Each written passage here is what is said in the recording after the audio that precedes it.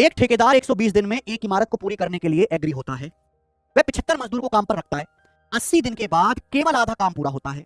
जुर्माने से बचने के लिए और टाइम पे काम पूरा करने के लिए उसने उसे कितने और वर्कर को लगाना चाहिए? देखो भाई, एक ठेकेदार ने ठेका ले लिया कि मैं 120 दिन में काम कर दूंगा पूरा। ठीक है, ठेका तो ले लिया। आप देखो, उसने 75 मजदूरों को काम पे लगाया। कितने? 75 मजदूरों को काम पे लगाया। इन 75 मजदूरों ने 80 दिन काम किया। 75 मजदूरों ने 80 दिन तक काम किया, केवल आधा काम पूरा हुआ। अगर 75 मजदूरों ने 80 दिन काम किया, अगर आधा काम पूरा हुआ है, इसका मतलब रिमेनिंग आधा काम बाकी है। 120 दिन में काम करने का ठेका लिया था, 75 मजदूर लगाए, 75 मजदूरों ने 80 दिन काम किया, आधा काम हुआ, आधा काम बाकी है। जितना काम अभी हुआ है उतना काम बाकी है, लेकिन काम चल रहा है डिले। अब बचे काम को टाइम पे पूरा करना है। देखो, हमें 120 दिन में काम पूरा करना था, 80 दिन हमारे बीत चुके हैं, तो बचा काम करना पड़ेगा हमें 40 दिन में।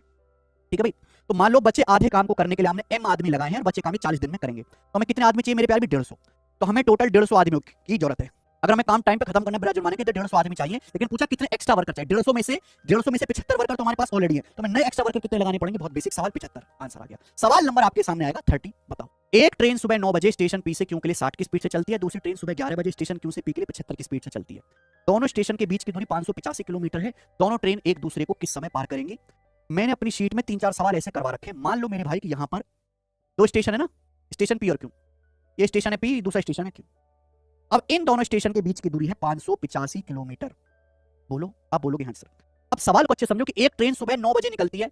एक ट्रेन सुबह 9 बजे निकलती है स्टेशन पी से क्यू के लिए 60 की स्पीड से। दूसरी ट्रेन निकलती है सुबह 11 बजे क्यू से पी की ओर 75 की स्पीड से। तो पहली ट्रेन ने 9 बजे चलना शुरू किया, दूसरी ने 11 बजे। तो पहली ट्रेन 9 बजे से 11 बजे तक टोटल 2 घंटे के लिए चली है। तो फर्स्ट ट्रेन 2 घंटे में कितना जाएगी? अगर पहली ट्रेन की स्पीड 60 किलोमीटर पर आवर है तो 2 घंटे में जाएगी 120 किलोमीटर। तो पहली ट्रेन 120 किलोमीटर चलने के बाद मान लो यहां गई। 9 बजे से 11 बजे तक पहली ट्रेन 2 घंटे चलने के बाद मानो यहां गई। पहली ट्रेन यहां गई, फर्स्ट ट्रेन 11 बज चुके, ये चल रही है 60 की स्पीड से। अब जैसे 11 बजे यहां से दूसरी ट्रेन भी चलना शुरू कर दी है, सेकंड ट्रेन भी चलना शुरू कर दी है 75 किलोमीटर पर आवर की स्पीड से। तो दोनों ट्रेन एक दूसरे की ओर चल रही है। ठीक है भाई, अब बताओ इन दोनों ट्रेन के बीच की डिस्टेंस कितनी बची है? 585 में से 120 घटाएंगे तो आ जाएगा 465 किलोमीटर। तो दोनों ट्रेन के बीच की दूरी 465 है।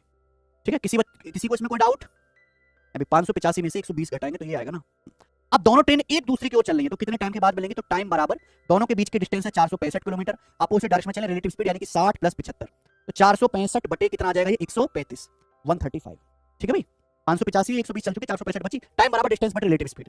अब सबको पता है मेरे भाई किससे जाएगा?